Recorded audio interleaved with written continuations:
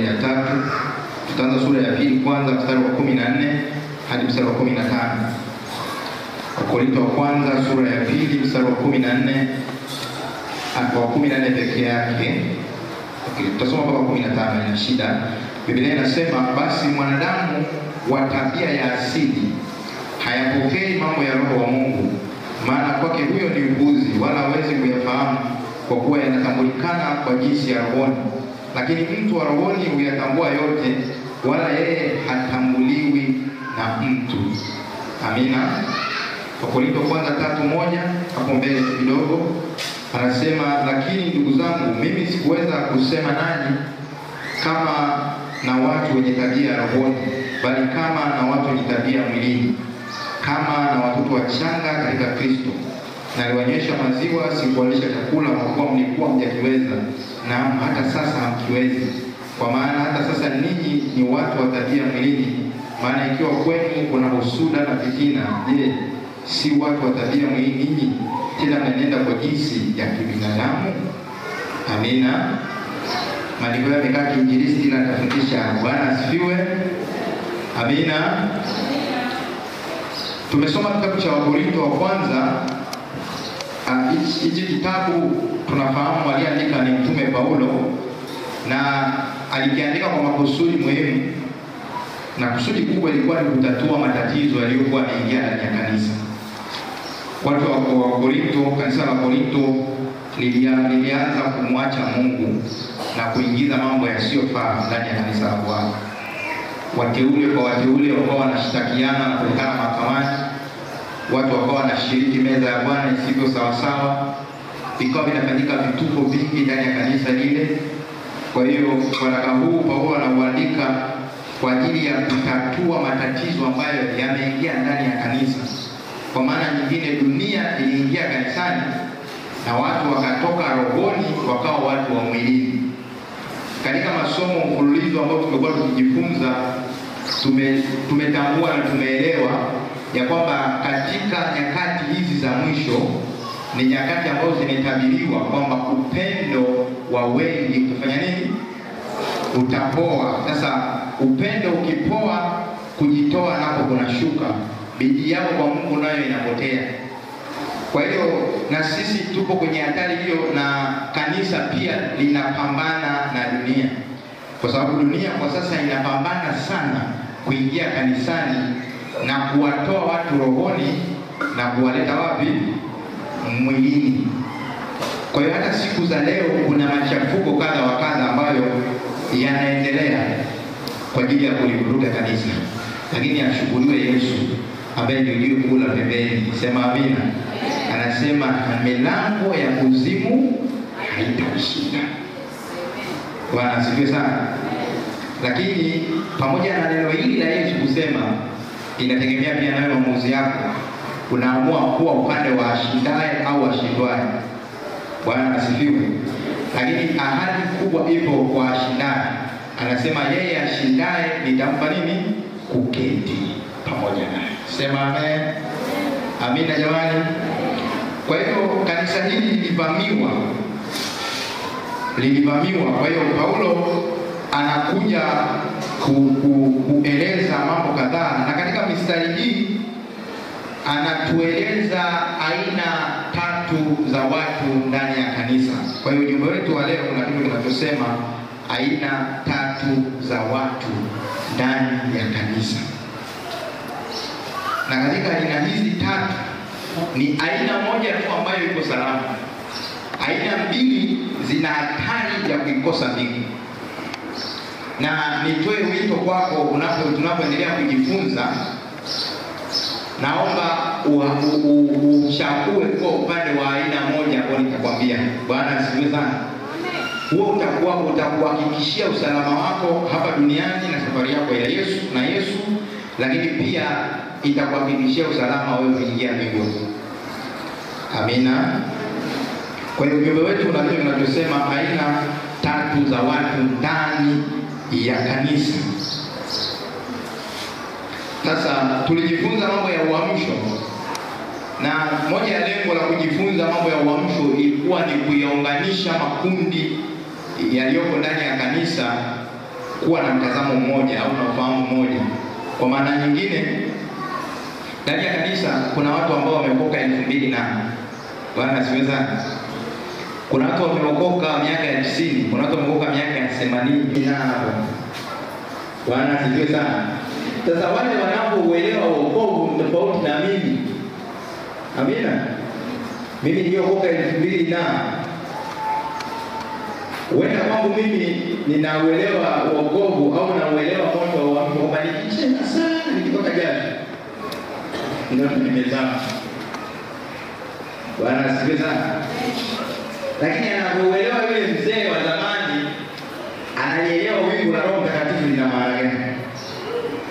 Kwa hiyo tukajifunza mambo ya uamsho ili tuwe kwenye kundi hili moja, kwamba tukisema moto wa uamsho au nguvu ya uamsho au Roho Mtakatifu ndani ya kanisa, tunamaanisha vitu gani? Vitu gani tukiviona tunasema Roho yupo.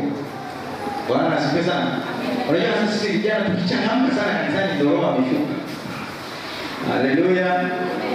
Shiriki meza ya Bwana isivyo sawa, wengine walikufa na wengine walipokea magonjwa ambayo hawajui yanatoka wapi.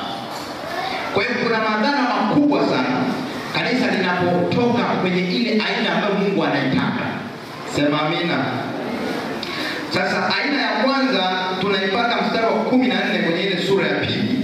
Biblia inasema basi mwanadamu wa tabia ya asili. Aina ya kwanza tunasema ni mtu wa asili au mtu wa tabia ya asili. Hiyo ni aina ya kwanza, mtu wa asili. Hii ni aina ya kwanza ambayo Paulo anaanza kuizungumza ndani ya Wakorintho. Sasa aina hii ni aina ya mtu gani au mtu wa asili ni mtu wa namna gani? Tunasema ni mtu ambaye hajaokoka, hajaiamini Injili, yaani ambaye hajafanywa upya. Tunaposema mtu wa asili tunamzungumza mwanadamu wa kawaida kabisa ambaye hamjui Mungu wala hamuelewi Mungu wala hawezi kumwelewa. Bwana asifiwe sana. Katika mstari wa 14 anasema basi mwanadamu wa tabia asili hayapokei mambo ya Roho wa Mungu. Yaani huyu mtu wa tabia asili hawezi kupokea mambo ya kimungu. Maana kwake Biblia inasema ni upuzi. Sasa aina hii ya watu au watu wa asili ndio wale ambao hawajaokoka. Tunasema hii aina ilipaswa kufanyaje? Tuikute kule kwa mataifa. Bwana asifiwe. Jamani amina. Tunaenda pamoja. Mkizubani nikachemka ni mwinjilisti mchangamfu. Haleluya. Bwana asifiwe sana. Kwa hiyo hii aina ya watu ambayo inapaswa ipatikane duniani. Lakini wakati huu Paulo anazungumza na Wakorintho, aina hii iliwekwa ndani ya kanisa. Kulikuwa na watu ambao wamerudi kama watu, wale wamerudi nyuma kiasi cha kwamba wamekuwa kama watu ambao hawamjui Mungu. Yaani hawezi kupokea mambo ya Roho wa Mungu. Injili ya Mungu kwake ni upuzi. Hata siku za leo tuko ndani ya kanisa, lakini kuna watu tukiwa ibadani, mambo yanayoendelea ibadani kwa ni upuzi. Na ndio maana haoni shida hata neno la Mungu linapohubiriwa yeye anapiga story na mwenzake kule nyuma. Maana asifiwe. Kwake anaona hayana maana. Unaweza kuwa kanisani lakini umezibeba tabia za mtu wa asili. Amina. Yaani haoni shida. Wakati injili inaendelea yeye anapiga story. Anakwambia unaona mafulana alivyovaa na tuko kanisani. Na tulisema kumwabudu Mungu ni kumpa heshima anayostahili. Sio, unanielewa vizuri hapo? Na kwenye viwango vya kumpa Mungu heshima anayostahili tunasema ni zaidi ya heshima zote. Zaidi hata ya unaompa mume wako nyumbani. Bwana asifiwe. Ni zaidi hata anayeweza kuwa rais akija hapa kanisani. Bwana asifiwe. Umenielewa sasa tunakwenda. Bwana Yesu asifiwe sana. Kwa hiyo mtu wa tabia ya asili hawezi kupokea mambo ya Roho. Na unakuta ndani ya kanisa mtu ana miaka 4, 5, 6 mpaka 7 hajajazwa Roho Mtakatifu. Na mkiwa mnaomba mkimpiga watu anajifanya naye yuko rohoni. Haleluya. Mtu wa asili. Hawa watu watu wa kanisani walibeba sifa za mtu wa asili ambaye hawezi kupokea mambo ya Mungu. Hata kwenye meza ya Bwana wakaona ni kitu cha kawaida, siku zote moyo wake ni mbaya. Mtu wa asili hawezi kumwelewa Mungu. Hata ukimwambia Mungu atakutokea, hajui Mungu anatokeaje, mtu yeye haelewi. Ni sawa na sasa hivi uende kwenye kituo cha utabangi alafu uanze kunena kwa lugha. Hawawezi kukuelewa, atakuona wewe umechanganyikiwa, wakati wao watu hawana akili. Bwana asifiwe. Bwana asifiwe sana. Kwa hiyo Paulo anaanza kuzungumza nao hapo kwenye hii sura ya 3, anasema tena mnaenenda kwa jinsi ya kibinadamu. Hapa anazungumza kwa habari ya mtu huyo. Maana yake ndani ya kanisa wewe muamini, ukiruhusu usuda, ukiruhusu fitina, wewe unakuwa ni sawa na mtu wa asili. Amina. Bwana asifiwe. Ukisharuhusu umbea masengenyo kwenye moyo wako, unaishi maisha ambayo ni ya watu wa mataifa, tayari maana yake umeuvaa utu wa asili, umemwacha Yesu. Naomba hapo paelewe vizuri na upashike, sema amina. Na ndio maana watu wengine wanapata shida. Unaweza kuomba hapa kama kuzama, alafu na mtu aje kama haelewi kinachoendelea. Huyo tayari, yani usihangaike. Ndio maana hata kujiwekea mikono watumishi wa Bwana inabidi tujiadvance kwamba sio kila mtu anambandika mkono. Kuna mtu mwingine hana habari na Mungu. Amina. Yaani huyu ni kujiombea sasa. Tukiombea teketa ile tunamweka kwenye hilo fungu. Mungu neema yako ni. So kuna watu kama mawe yaliyoko ndani ya maji yale yaporomoka yale. Maporomoko unajua yanaposhuka yanachimba lile eneo yanaposhukia. Kule kuna mawe. Amina. Lile jiwe linakaa miaka na miaka pale kwenye maporomoko linapigwa na maji si mchezo. Ukitoka lipasua ndani. Kamu. Yaani kwa namna hiyo toka kutoka mfumo kwenye kitu pamoja na mahindi hapo mahindi yakawa unga hapa yakabaki vile vile. Maana asifiwe sana. Ukishafika hapo na hatari mbaya wewe ya kwenda kumkufuru Roho. Amina. Inapofika mpaka mambo ya rohoni kwamba yanakuwa kuuzi, mtu akinena kwa lugha unaona kama ujinga huo. Unaenda kwenye unaenda kabla nikwambie unaweza kuwa mtu asili ukiwa ndani ya kanisa. Pale unapopunguza viwango na kuacha kutembea na Mungu inavyostahili kama mtu uliokoka, unarudi kwenye mtu asili. Bwana asifiwe. Sasa andika hizi sifa 3 za mtu asili, hapo tuende kwenye sifa ya pili. Mtu wa asili anatawaliwa na hisia za asili, hisia zile za kibinadamu. Lakini jambo la pili, yupo chini ya utawala wa shetani. Andika Matendo 26:18. Nakwambia sifa ya kwanza anatawaliwa na hisia za asili za kibinadamu na yupo chini ya utawala wa shetani. Matendo 26:18. Na pia ni mtumwa wa mwili na anayezifuata tamaa zake. Hiyo utasoma Efeso 2:3. Tendo somo nyumbani, tuna muda mwingi. Tamani nimalize kwa siku. Bwana asifiwe sana. Efeso 2:3. Anazifuata tamaa, ni mtumwa wa tamaa za mwili, lakini pia ni mtumwa wa mwili na anazifuata tamaa zake. Nimesema hivyo. Efeso 2:3 anasema ambamo zamani sisi sote nasi tulienenda kati yao katika tamaa za miili yetu tulipoyatimiza mapenzi ya mwili na ya nia, tukawa kwa tabia yetu watoto wa hasira kama na hao wengine. Bwana asifiwe sana. Timiza tamaa za mwili na baadaye wakawa watoto wa hasira. Walikuwa watoto, hapa nazungumza wakati ambao ulikuwa umepita kabla hawajamjua Kristo. Bwana asifiwe sana. Kwa hiyo huyu ni mtu ambaye anafuata tamaa za mwili. Unaweza kumkuta yuko kanisani lakini ukimgusa analipuka kuliko umeme. Bwana asifiwe. Kama yuko kwenye kwaya ukimwelekeza mtumishi usifanye hivi, anakujia juu hata kama ni mwalimu wa kwaya. Hao watu wapo hapo. Kwa kanisa ni container sasa hivi. Kanisa la kipindi hiki ni container ambayo imebeba watu wa kila aina. Ila kwenye JMS ya mwaka huu, kama hutaki kubadilika wewe, anza kujiungua mapema tu, usinipe kazi ngumu. Bwana asifiwe. Tulisema tunataka kuwasha moto. Sema amina. Na tutaketch fire muda si mrefu. Bwana asifiwe sana. Wewe kama unajibu tu viongozi, kaa pembeni, usisumbue watu. Unajua ulipookoka uliokoka kwa hiari yako. Mwenyewe bwana wachawi wamkimbilia Yesu. Sasa usitusumbue ndani ya Yesu. Sema amina. Amen. Bwana asifiwe sana. Kwa hiyo ni mtu ambaye tamaa za mwili zinawaka na anazifuata. Anaongozwa na mwili. Huyu ni mtu wa asili. Sasa kama una sifa hizi chache nilizozitaja ziko nyingi, uko kwenye hatari sana wewe ya kumkosa Mungu 100%. Bwana asifiwe. Sasa mtu wa mwilini ndio ninayezungumza leo zaidi, alafu nitamalizia na mtu wa roho kwa kifupi. Huyu mtu wa mwilini, niseme hii ndio 1% kubwa ambayo kanisa leo imebeba watu wa aina hii. Amina. Tanielewa vizuri. Mtu wa mwilini ni yule aliyeamini lakini anaishi maisha ya kujichanganya kama vile mtu wa asili. Umenielewa vizuri?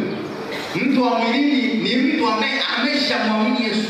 Ni mtu aliyemwamini, yani aliyeamini lakini anaishi maisha ya kujichanganya kama mtu wa asili. Yani rohoni yupo na kwa mtu wa asili yupo. Bwana asifiwe. Haleluya. Yani maisha anayoishi, najua familia leo itakuwa chache. Ndio ndo anapokea. Ila utanielewa. Bwana asifiwe sana. Amina kama kule nyuma. Bwana asifiwe. Mtu wa mwilini ni mtu aliyeamini lakini anaishi maisha ya kujichanganya. Maisha ambayo yanafanana na utu wa asili. Anaishi maisha ya utu wa kale. Haleluya. Bwana asifiwe. Yaani huyu utamkuta yuko kanisani, anaweza kanena na kwa lugha na akabubujika akalia kiwango ambacho hata kama wewe ndio uporohoni ukajiona huko mwilini. Sema amina. Lakini akitoka hapo ndio mwenyekiti waombea kule ndani. Lakini akija huko ndani mtakatifu kama yeye hakuna. Anasema pale anapozungumza kwamba anajua matendo ya usamani sura ya 3 kanisa la Laodikia, anasema mstari wa 15, sura ya 15, na yakuwa matendo yako ya kuwa hu baridi wala hu moto. Ingekuwa heri kama ungekuwa baridi au moto. Basi kwa sababu ni uvuguvugu wala hu baridi wala moto, nitakutapika utoke katika kinywa chako. Mtu wa mwilini ni mtu ambaye amina. Bwana asifiwe. Kwa sababu huko tunapoelekea dunia haijachafuka bado. Yaani Yesu alisema mnapoyaona haya ndio mwanzo tu wa ukungu. Kuna vitu vingi vitakuja, vitalikumba kanisa, vitakumba dunia. Kwa hiyo usipoelewa haya na kuyashika, unaweza kushangaa unampoteza Yesu hivi. Sasa huyu mtu wa mwilini ana tabia zifuatazo. Tabia za mtu wa mwilini, ya kwanza, hutumia ulimwengu kufanya maamuzi yake. Yaani anatumia njia za dunia kufanya maamuzi yake. Kama ni mipango anapanga kama watu wa duniani, na kama ni mahali pa kuamua kufanya au kutokufanya anafanya kama watu wa duniani. Ni mtu ambaye hutumia ulimwengu kufanya maamuzi yake. Katika kitabu cha Zefania 1:6, mtu wa design hii maana yake ni nini? Kwamba yuko tayari hata kama inabidi kudanganya ili apate anachokitaka, yuko radhi adanganye. Bwana asifiwe sana. Yaani yuko tayari adanganye. Sema amina. Bwana asifiwe sana. Yuko tayari kuongea uongo tu ili apate kile anachokitaka. Anatumia njia za dunia kufanya mambo yake. Amina. Na watu hao utawasikia anamwambia hapana, huu ni uongo mdogo, uongo mtakatifu. Sema amina. Na kila na maandiko ya uongo mtakatifu. Bwana asifiwe. Sasa huyu mtu njia za dunia hii ambazo watu wanazitumia kuendesha mambo yao ndio ambazo na yeye anapita huko. Lakini sifa yake ya pili, anaweka mambo mengine mbele ya mamlaka ya Biblia. Yaani mambo yake yana nguvu kuliko hata neno la Mungu. Bwana Yesu asifiwe. Ameweka mambo mengine mbele ya mamlaka ya Biblia kuliko hata neno la Mungu. Sasa mtu huyo anaweza kuliweka neno la Mungu pembeni, alafu kufanya mambo yake. Mahali ambapo neno la Mungu ni anataka awe mwaminifu, lakini kwa sababu ya mambo yake yeye Biblia inawekwa pembeni, anafanya anachotaka. Nakuta roho anashuhudia ndani, mtumishi wa Bwana, huu ni muda wa nini? Wa ibada. Mtumishi wa Bwana, huu ni muda sasa, amka, nenda morning glory. Sasa hapa nikiwani, ile kazi yangu nenda nikasinzia. Ile kazi. Tunalale. Ili kazi yangu nenda nikaifanya nini? Vizuri. Hiyo hapo basi kuitikia amina, lakini ndio kweli. Sema amen. Jambo la tatu. Mtu huyu wa mwilini mara nyingi kupambana na watu wa rohoni. Timotheo wa pili 3:8. Mtu wa mwilini mara nyingi kupambana na watu wa rohoni, na hizi pointi zimebaki mbili kama mbili unataka nisimamie leo. Sema amina. Bwana asifiwe sana. Mtu wa mwilini mara nyingi kupambana na watu wa rohoni. Ukisoma Timotheo wa pili 3:8 anasema kama vile Yane na Yambre walivyopambana na Musa. Hebu tuisome Timotheo wa pili mstari wa 3, sura ya 3 mstari wa 8 anasema hivi: na kama vile Yane na Yambre walivyopingana na Musa, vivyo hivyo na hawa wanapingana na ile kweli. Ni watu walioharibika akili zao, wamekataliwa kwa mambo ya imani. Bwana Yesu asifiwe sana. Mtu wa mwilini mara zote anapingana na vitu vya rohoni pamoja na watu wa rohoni. Wakati ambapo watu wa rohoni wanainyoosha haki ya kimungu isimame, yeye anakuambia hapa tunaweza tukatumia tu akili. Hapa inaweza ikatumika tu hekima. Sio lazima kila kitu kiwe rohoni. Bwana asifiwe sana. Yaani anafika hatua ya kuona wakati mwingine akili zinaweza zikafanya kazi vizuri kuliko akili za kiroho. Haleluya. Unakuta mtu anakuambia unajua kipindi bwana ni kipindi cha maendeleo. Dunia imebadilika sasa hivi. Lazima na sisi tubadilike. Sikiliza, ninazungumza kwa mtazamo gani? Kwa mtazamo wa yule ambaye anazungumza hivi kwa lengo la kushusha viwango vya kiroho. Bwana asifiwe. Amina. Sasa huyu mtu wa design hii huwa mara nyingi anakwamisha hata kazi ya Mungu. Kwa sababu mambo ya rohoni kwake hayana nguvu. Anapingana nayo. Wakati huo anategemea akili zake, na Biblia iko wazi na inaeleza wazi na vizuri kabisa kwamba hekima ya mwanadamu kwa Mungu ni upumbavu. Na upumbavu wa Mungu una hekima kuliko akili za wanadamu. Na Biblia bado inaendelea kwenda msisitizo kwamba kama vile mbingu zilivyo juu sana, ndivyo mawazo ya Mungu yalivyo juu sana, si ndio? Sasa mtu anafika hatua ya kuona mambo ya rohoni, wakati mwingine tunaweza tukayapaki, alafu tukaenenda kwa akili. Na Biblia imeonya ya kwamba umkabidhi Bwana njia zako, umtumaini na akafanya. Wala usizitegemee nini? Akili tumepewa kuzitumia na sio kuzitegemea kufanya mambo mengi. Bwana asifiwe. Amina. Sasa mtu wa mwilini, yeye hilo swala kwake haliwezi. Akili ndio zinafanya kazi kuliko mambo ya kiroho. Sasa waangalia kwa matajiri unalala masana. Maana hofu kubwa ya tajiri ni kufilisika. Unaelewa vizuri? Tunakuta matajiri anafungua hapa, anafungua kule, anafanya nje na lengo lake asishuke chini. Sema amina. Wakati amebanwa, asikimbilie, anakimbilia Yehova. Ndio maana watu wengi tukiombea hata watu waponi. Sasa utaponaje? Wakati wewe mambo ya Mungu yataki. Ukisoma vizuri ufafanuzi wa kitabu cha Korinto, watu hao walikuwa pia wakizidai baraka za Mungu huku wamemwacha Mungu. Sijui unaelewa vizuri hapo? Yaani mtu wa mwilini anataka mambo ya Mungu wakati hataki Mungu. Mwaka wa kuongezeka unaingia bila kubwa, hayatoka ongezeka kwenye magoti. Sasa unataka ongezeke wapi? Natia hivi vijana hapo tuko wengi. Mzee Mchosa hajawahi kukosa kwa glory hata usiposema hata hivi. Hajawahi kufanya nini?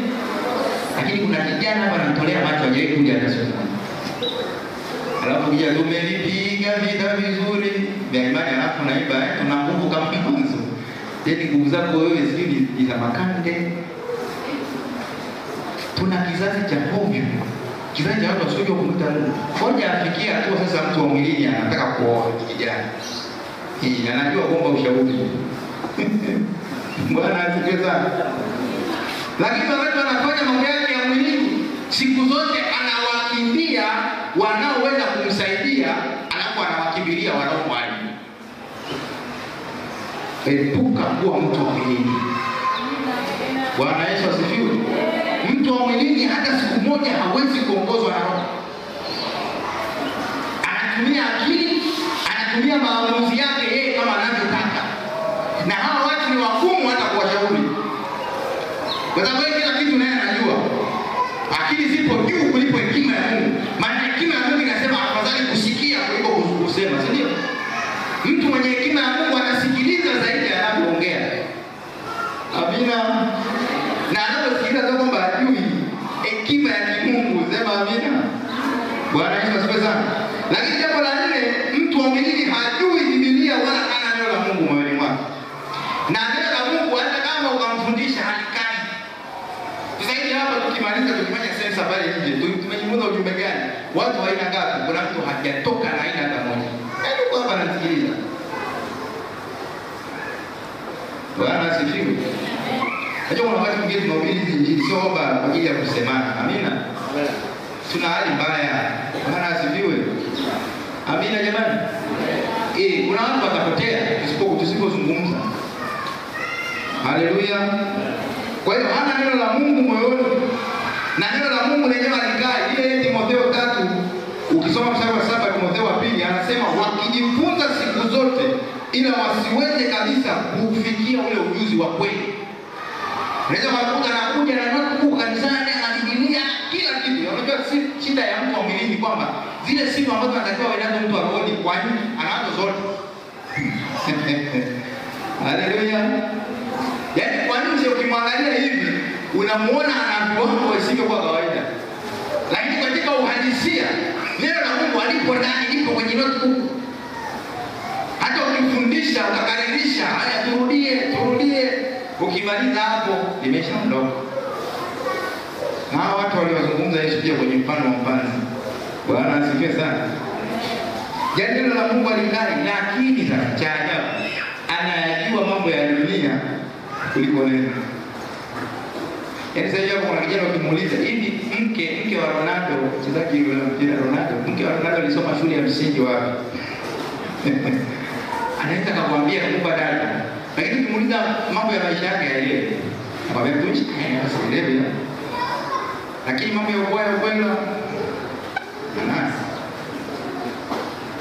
Usachia twende kwao zipo. Wewe muulize tu neno, andiko gani linazungumza habari ya imani? Lakini andiko fulani limetoka ile, alijua kabisa ile. Andiko la agizo kuu hajui. Lakini wewe muulize, mara ya mwisho Yanga alimpiga Simba ngapi? Yaani anajua burudani kuliko kujua Mungu. Muulize habari za mikeka. Sasa niwaje usije nifanye kazi na mataifa kabisa totally. Bwana asifiwe sana. Na nilihubiri injili kweli kweli. Sema amina. Bwana asifiwe. Niliwapiga injili na nikaa nao kuwasaidia. Namshukuru Mungu na Bwana alibadilika. Sema amina. Amen. Lakini mtu anakaa chini ya na mmoja nilikuta mfanyakazi mmoja yuko amekaa ametulia kabisa anaandika. Kama mzee, kwa vipimo unaandika nini? Najua hapa naandika odds. Naandika odds zingine kwa odds ngapi hizi za kubeti. Naandika odds hapa. Na kwa vijana hapo unaelewa nimekaza sura kwa watu wa roho. Mtu kama wewe ukimkuta unamwambia unabeti. Kwani kubeti sana? Sasa kuna vitu vingine ukiangalia nao unateseka. Huyu mtu ni wa mwilini. Na hakuna kukutoa hapo. Sema amina. Yaani ukishakuwa mwilini hakuna kwenye nini? Mchungaji hawezi kukutoa wewe huyu wa roho. Bwana asifiwe. Wala mimi siwezi. Hata Yesu mwenyewe hawezi kukwambia sasa. Yaani ni wewe ufanye maamuzi ya kutoka huko. Kwa sababu ukimpa mwambia niko neno la Mungu ya kukumbusha, lakini hajafanya maamuzi ya kutoka, anaombewa kutoka pale yuko pale. Ndio shida. Ingekuwa tunafanya, yaani tunalifuatilia neno na kuliishi, ingekuwa kila Jumapili tukifika hapa ni utukufu mwingine. Lakini ambao wako serious na Mungu ni wachache, wengi wako mbali. Neno la Mungu halina mamlaka kwenye maisha yao, na wala haliwezi kukaa ndani yao, haliishi ndani yao. Mtu mmoja leo kumshuhudia nikamwambia, unajua ukilisoma neno na ukaamua kulikae moyoni mwako, inafika hatua hata siku hiyo umesahau kitu nyumbani. Ukienda kwa wale ukikaa akifundisha, ukiondoka pale yote liko moyoni. Yaani naweza mimi ukahubiri nikamaliza, nikifika nyumbani nikaandika yote uliohubiri. Linakaa. Na Daudi anasema moyoni mwangu nimeliweka neno lako ili nisikutende dhambi. Kwa kuanguka ni matokeo ya moyo ambao ni mtupu, hauna neno. Yesu akusaidia. Hiyo ujumbe ingekuwa nilie au kufurahisha hata kidogo. Sema amina. Bila tunatabasamu kwa sababu Yesu ndio hivyo, Yesu anatupamba. Lakini kwa mtikiko mambo ya dunia yana nguvu, anajua mambo ya burudani kuliko hata neno la Mungu. Lakini jambo la tano, andika tu, amezungukwa na kulemewa na mambo ya dunia.